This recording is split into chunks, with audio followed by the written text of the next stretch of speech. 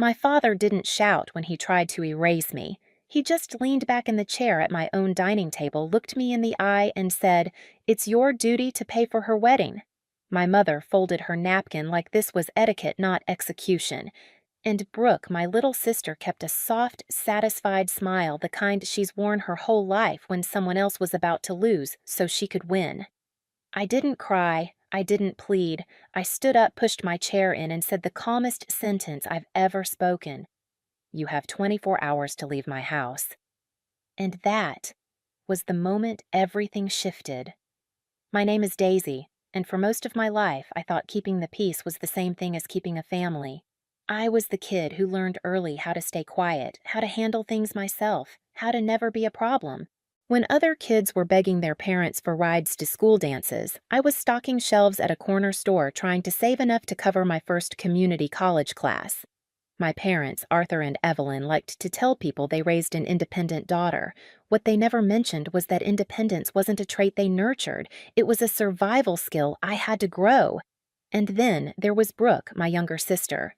Brooke, who floated through childhood like the world owed her a soft landing. Brooke, who always got the bigger bedroom, the nicer things, the loud praise, the gentle excuses.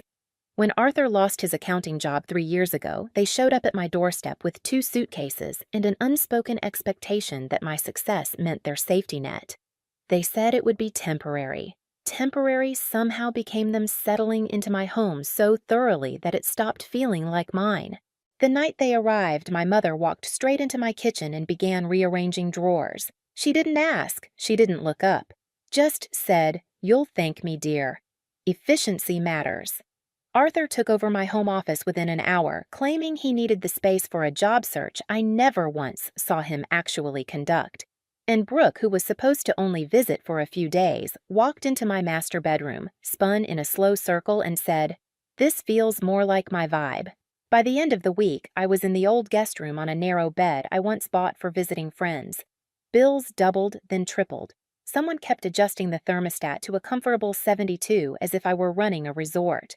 My car was borrowed without permission. Groceries vanished as soon as I set them down. And whenever I gently tried to talk about shared expenses, Evelyn would pat my hand and say, "Family takes care of family." Funny how family always seemed to mean me taking care of them. Even outside the house, the story twisted. My neighbor, Mrs. Patterson, pulled me aside one afternoon with sympathy in her eyes. "Your parents told me it's been hard on you financially," she whispered. "Hard on me while I was paying for everything." The truth was impossible to ignore, but I kept telling myself to endure it. That's what good daughters do, right? They stretch, they bend, they make room. It wasn't until 6 months ago, when I started sessions with Dr. Liu, my therapist, that someone finally named what was happening: financial abuse, emotional manipulation, and a lifetime of conditioning that made me think this was normal. I didn't confront anyone yet. I wasn't ready. But I started noticing everything, every entitled comment, every whispered look, every time Brooke acted like my house was her kingdom, and I knew something was coming. The shift didn't come all at once. It arrived in small, almost invisible fractures, the kind you only notice after someone teaches you how to look.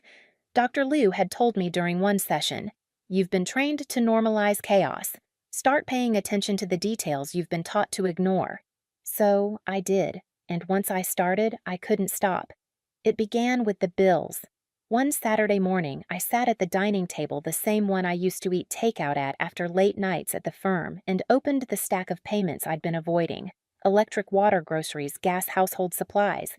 Every line item had nearly doubled since the day my family moved in. I added everything up twice then, a third time. The numbers didn't lie. I was financially supporting 3 adults who acted like I owed them the lifestyle they'd grown comfortable with. While I was calculating totals, Brooke walked through the room barefoot, scrolling her phone. She didn't ask what I was doing. She didn't glance at the bills. She just opened my fridge, grabbed the sparkling water I'd been saving for myself, and said, "We're low on groceries again. Can you do a store run today?" No, please. No offer to come along. No awareness that she hadn't bought groceries in 3 years. Another crack. Then came the day Noah Brooks' fiancé showed up. He stood in my doorway holding a small box of pastries, trying to be polite. "Can I talk to you for a second, Daisy?" he asked, shifting nervously. Noah was the kind of man who always tried to do the right thing, even if he didn't fully understand the people around him. We stepped out onto the porch. He cleared his throat. "Brooke's really excited about the wedding. Your parents mentioned you might help with some of the expenses." I stared at him, stunned that my family had apparently already planned how to spend my money. Why would they say that I asked? He hesitated. "I think they assumed you'd want to contribute. Since you're stable. Stable." That word landed like a slap. Not successful. Not hardworking. Just stable, the euphemism people use when they think you have endless capacity to absorb responsibility. Another crack. One loud enough that even Noah heard it. He apologized before he left, looking genuinely confused by the tension he'd walked into. Then came the moment that pushed the fracture deeper. Brooke had taken my car for the day without asking, and when she returned, the passenger seat was stained with makeup. Fast food wrappers littered the floor, and the gas tank light was blinking. I confronted her gently, the way I always did. "Brooke, can you give me a heads up next time I needed the car today?" She blinked at me like I'd spoken an unfamiliar language. "Relax, Daisy. You barely go anywhere, and it's not like you can't afford gas. Not like I can't afford it." The entitlement was breathtaking, but the worst moments weren't the big ones. They were the quiet, everyday reminders that this house was no longer mine. Like Evelyn moving my clothes to a different closet because she needed more space. Like Arthur telling guests our house gets great natural light as if he'd paid a single month of the mortgage. Like the way Brooke sprawled across my couch, leaving her shoes on the coffee table. Every time I walked through my own hallway, I felt like a ghost haunting a life I built. And yet my voice stayed silent. My boundaries stayed soft. My fear of being the ungrateful daughter kept me frozen in place. Until one night during therapy, Dr. Liu leaned forward and said the one sentence that cracked everything open: "Daisy, they're not confused. They're benefiting." That truth hit harder than any argument my family could make. It reframed every memory, every sacrifice, every apology I'd made on their behalf. The undercurrents weren't undercurrents anymore. They were rising loud, impossible to ignore. Something was coming, something big. I didn't know when, but I knew the moment the dam broke it would change everything. It happened on a Sunday night, the kind of night that used to mean family comfort, normalcy. But in my house, Sunday dinners had become something else entirely, a performance, a stage where my parents played the roles they wanted the world to believe, the wise, loving elders guiding their grown daughters. I cooked as usual, not because anyone asked politely, but because it was easier than listening to Brooke complain that the seasoning feels off every time she touched a pan. I made roasted chicken vegetables, a simple salad. Nothing fancy, just something that might quiet the tension long enough for us to survive the meal. But I felt it the moment they sat down, that hum in the room like a storm gathering behind closed windows. Brooke's smile was too sweet, too rehearsed. Arthur's stare lingered on me a beat too long. Evelyn kept smoothing her napkin, eyes darting between the three of us. Something was coming. We ate in silence for several minutes. I tried to breathe normally to pretend the chicken didn't taste like dread. Then Arthur cleared his throat, one of those heavy, performative clears, the kind he used when he wanted command of the room. He set his fork down with slow, deliberate precision. "Daisy," he began, "we need to talk about the wedding." There it was. The storm door cracked open. I kept my voice steady. "What about it?" Before he could answer, Evelyn jumped in, her smile tight. "We've all been thinking about how important this moment is for Brooke. A wedding is a once-in-a-lifetime event. It deserves to be done right." Brooke's fork scraped her plate as she cut into her chicken, eyes trained on me. That same little smirk she'd worn as a child when taking something that wasn't hers. Arthur leaned forward. "It's your duty to help your sister." The word duty hit me like a cold hand around my neck. I blinked. Help her how? Evelyn let out a soft laugh like I was being dramatic. "Daisy, you're a lawyer. You have a stable job. Contributing financially should be common sense." I felt my heartbeat pick up. "How much are we talking?" It was Brooke who answered. $28,000, she said as casually as if she were asking me to pass the salt. $28,000, my emergency fund, years of work, the only safety net I had. I tried to swallow, but my throat tightened. That's a lot of money. Arthur's voice hardened. Family deserves investment. And if I can't, I asked quietly. He looked me dead in the eye. Then you need to contribute to the family, if you won't disappear from here forever. My breath left my body in one sharp exhale. Disappear. From my own home. The home I'd paid for while they lived rent-free for 3 years. Brooke didn't blink. She didn't shift. She didn't even pretend to be uncomfortable. She just smiled small, smug, victorious. Something inside me cracked. Not loudly, not violently. It was a quiet, precise break, like the split of a thin piece of glass. For a long moment, no one spoke. My parents stared at me like they were waiting for me to apologize for not agreeing fast enough. Brooke twirled her wine glass by its stem, humming under her breath. And all I could think was, they really believe I exist to serve them. Dr. Liu's voice echoed in my head. They're not confused. They're benefiting. I set my fork down. My hand no longer trembled. For the first time in years, my heartbeat slowed instead of raced. My body stilled. My mind cleared. I stood up. Evelyn's eyes widened slightly. Arthur raised an eyebrow. Brooke tilted her head, almost amused. I looked at each of them one by one, letting the silence stretch until even Brooke's smirk faltered. Then, in the calmest voice I've ever had, I said, "You have 24 hours to leave my house." The room snapped.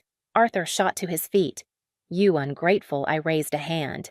He stopped mid-sentence. Evelyn gasped softly, hand over her mouth, like she couldn't believe I'd stopped being their puppet. Brooke's smile vanished, replaced by something sharp shock, then rage. "You can't be serious," she said. "I am. You can't just, I can. And I will." For the first time, none of them had lines prepared. None of them knew what to say. They looked at each other, waiting for someone to take the lead in the script they'd been performing my entire life. But the script was gone. Burned clean. I pushed my chair back under the table, smoothing the napkin I'd never gotten to use. "You have until tomorrow evening. After that, I'm changing the locks." I didn't raise my voice. I didn't defend myself. I didn't explain. I simply walked out of the room, out of the guilt, the obligation, the lifetime of shrinking myself. Behind me, I heard Brooke whisper, "She's lost it." Arthur muttered something about respect. Evelyn sobbed into her napkin. But none of it mattered. The storm had finally broken. And for once, I wasn't the one drowning in it. I didn't sleep that night. Not because I was scared of what I'd done, but because for the first time in 3 years, the house felt like it belonged to me again. Every creak in the floorboards, every hum of the heater, every shadow on the wall reminded me that this was my space, not the stage for someone else's entitlement.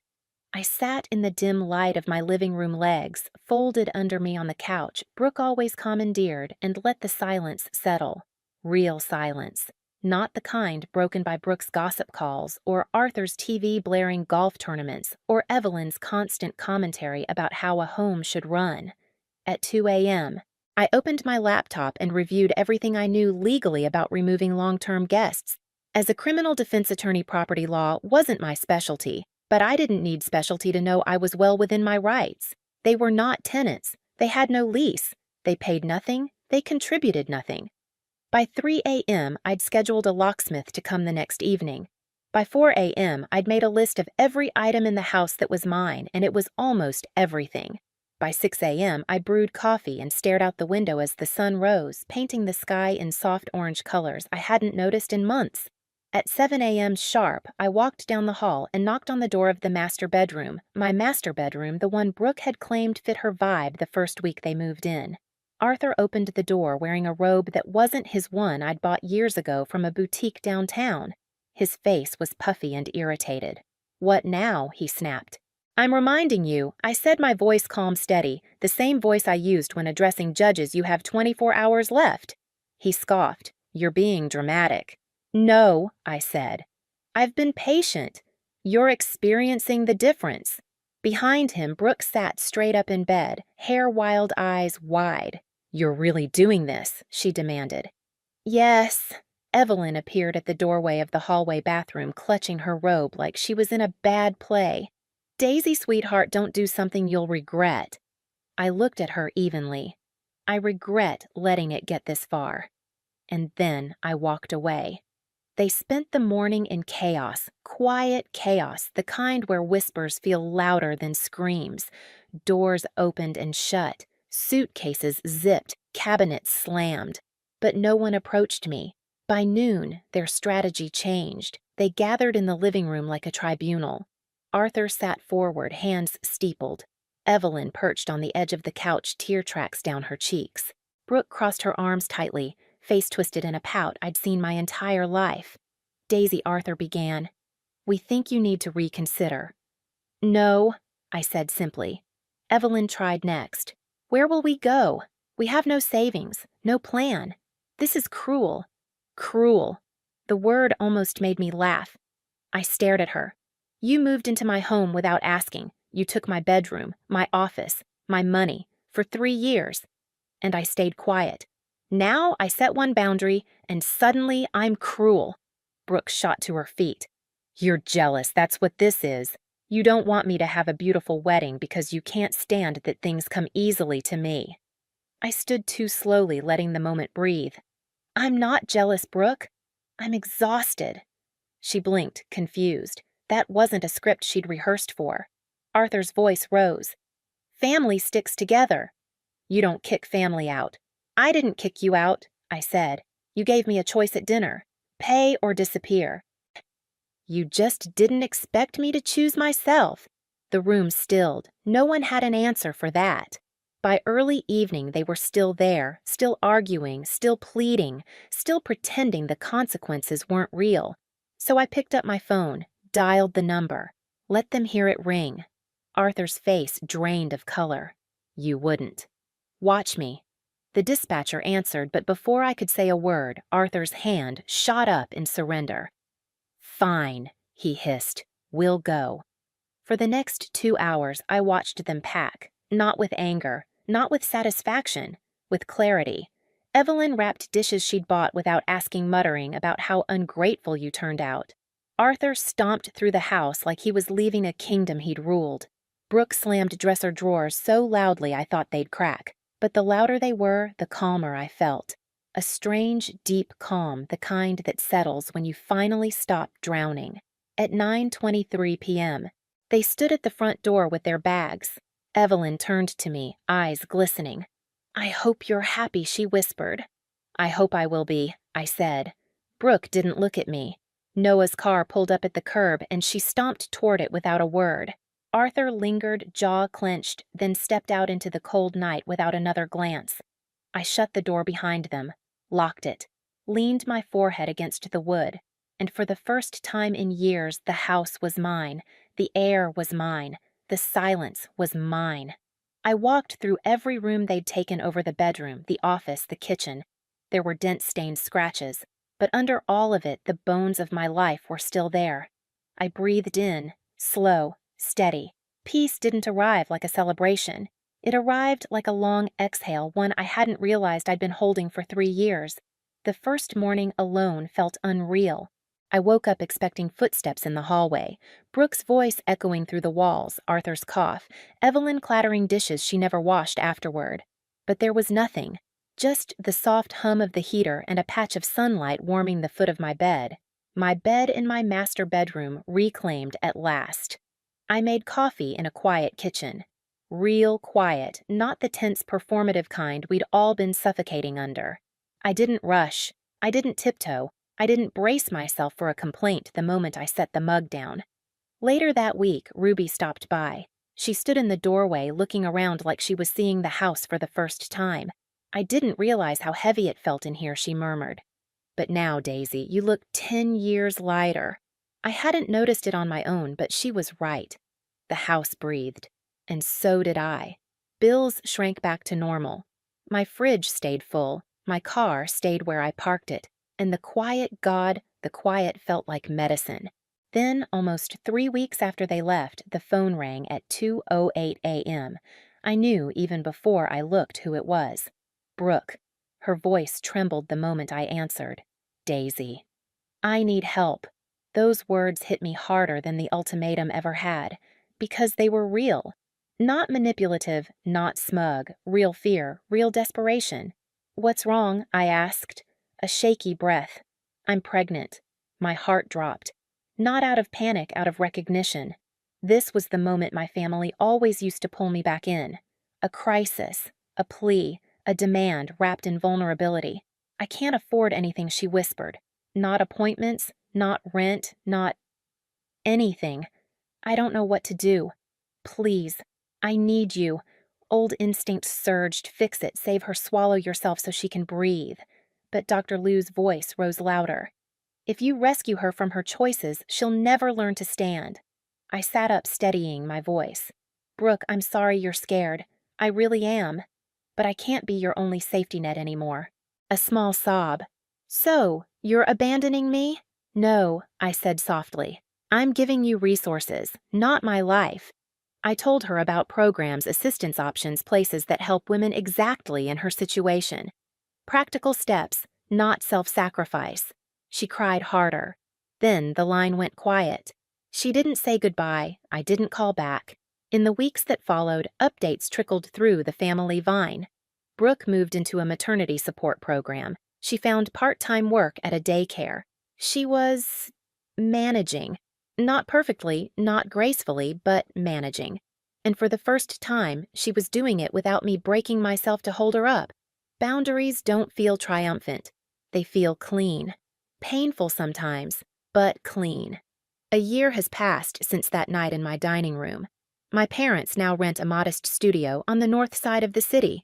Arthur works part-time at a hardware store. Evelyn does remote data entry. They're not thriving, but they're standing on their own feet maybe for the first time in decades. Brooke had her baby, a little boy. I've only seen photos passed quietly through my grandmother, but he looks healthy, peaceful, untouched by the battles that shaped the adults around him. Brooke still struggles, but she's working, she's learning, and she's doing it without assuming someone else will sacrifice their life so she can avoid discomfort.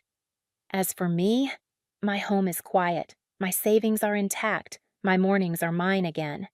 For the first time, I'm building a life that doesn't require shrinking myself to make room for people who never planned to make room for me. If this story hit something familiar in you, tell me where you're listening from. And if you've ever had to choose yourself, share your story below. Make sure to subscribe. You don't want to miss what comes next.